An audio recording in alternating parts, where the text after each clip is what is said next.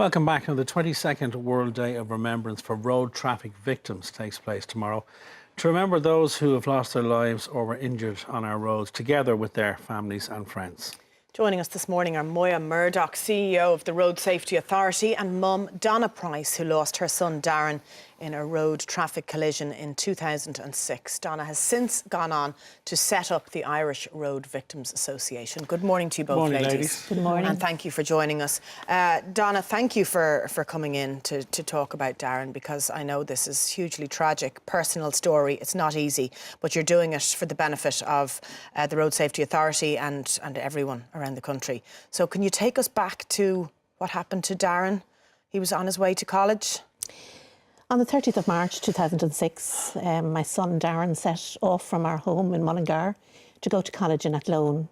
He was studying engineering, a first-year student, and unfortunately he was in a collision, or a HGV driver collided with him and he was killed instantly.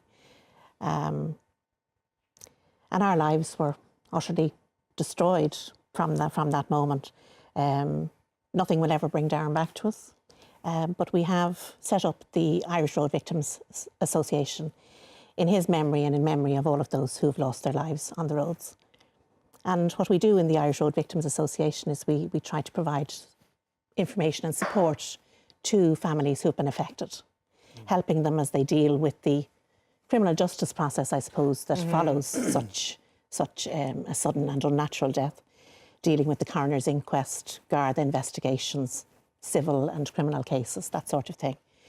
And also we provide moral support to each other, free bereavement counselling, meeting up with other bereaved families, so that you don't feel on your own, because that was the worst thing I remember. Yeah. You really do feel isolated and alone. Because not only is it tragic, Donna, but it's so sudden that there's no preparation for something like that, for that phone call that you get. Absolutely. And it's every mother's and father's worst nightmare, isn't it? It is everybody's worst nightmare. No parent should have to bury their own child. It's simply unnatural. And then having to deal with the loss of your child, and then having to deal on top of that with the criminal justice system and coroner's inquests and Garda investigations, it simply doesn't bear thinking about. And there is no support, or wasn't any support for families. And you were very much on your own and kept on the periphery of the whole system, which basically doesn't know you're there. They deal with bringing the case forward and maybe prosecution, gathering evidence, that sort of thing. It's another case. That's it. It's just another job. They don't see the faces behind the piece of paper in front of them. But our families, you go to bed at night, you're wondering, it's playing around in your mind. Every night you're wondering what could have caused that crash. What if? What, was my son at fault? Was the other driver at fault? You're wondering what could have happened. Of course. So information for families is vital. And families we really have to fight for that information. And I can understand why it's so hard for the Gardaí to divulge certain information, because nobody wants to jeopardise the criminal justice process. Yeah. Nor do the families. No. But at the same time, we do need to know what caused the crash. You want answers. And what caused our loved one's death. So that even if there's no prosecution, at least lessons can be learned from their death and lives can be saved going forward. Moya, in terms of the RSA and seeing organisations like this being set up, and obviously you're behind them and you're there to help them, and is from the RSA's point of view, it's important for you, as Donna said, to get answers so further incidences can be avoided. Yes, indeed, Simon. What the Road Safety Authority do is we use research, we use the evidence from tragic circumstances like Donna's son Darren, to formulate strategies, interventions, campaigns to ensure that this can be avoided in the future. And the Road Safety Authority was set up 10 years ago following another very tragic case where 5 school children were killed in a school bus crash. And that was, again, what we would call in the commercial vehicle, a large vehicle, which has a much more devastating effect, and can, create major devastation if road behaviour and driving is not controlled and managed appropriately. So what the Road Safety Authority does is we work hand in glove with the likes of Donna and her organisation, and they really are a great assistance to the Road Safety Authority, because they really, sadly, they do help bring better awareness to the public in what this means on a personal basis, that these are not just statistics. We hear every day how many people were killed, and to many people it's just a statistic. But when you meet people like Donna and other families and friends and communities, It puts a human really face does. on the statistic, that's doesn't almost it? been key to your most recent campaigns. They're Yes. very personalised. The Gillian aren't they? Tracy But that's campaign, such an yeah. important message to get across, as Moya says, Donna, that they're not. It's not statistics. Yeah. These are households in the country, families like yours. That's it. And, you know, at our World Day of Remembrance event, which we're here to talk about, several hundred families come together. And if we could only bottle the pain in that Yeah. room and market that, you know, people might think twice about driving dangerously.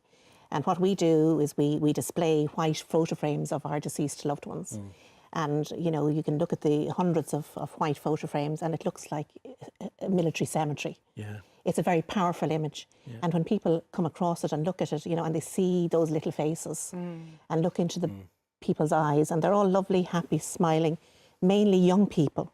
Yeah. It's so sad and so preventable. That's the main thing. These are totally preventable deaths.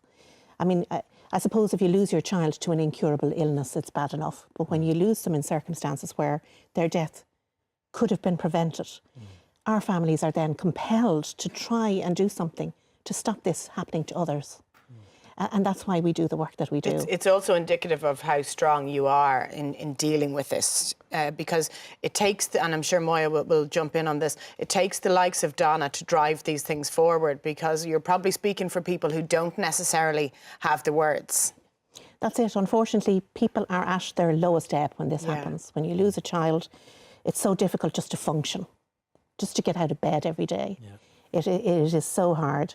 And that's why we're there to support the families, because as I said, there was no support for us years ago. In fact, we heard very little about road deaths years ago, before the onset of the Road Safety Authority in 2006. And you have had some amazingly powerful campaigns, and it is, Moya, about changing that behaviour, isn't it? Totally, because all too often deaths are referred to as accidents. But these are not accidents. They're all preventable. Many of them are preventable. Someone makes a conscious decision to get in behind the wheel after having taken alcohol. Someone makes a conscious decision to get on the mobile phone or to do some texting or whatever. They know they should put their seatbelt on. They know they're speeding. So these are all preventable, and they're crashes.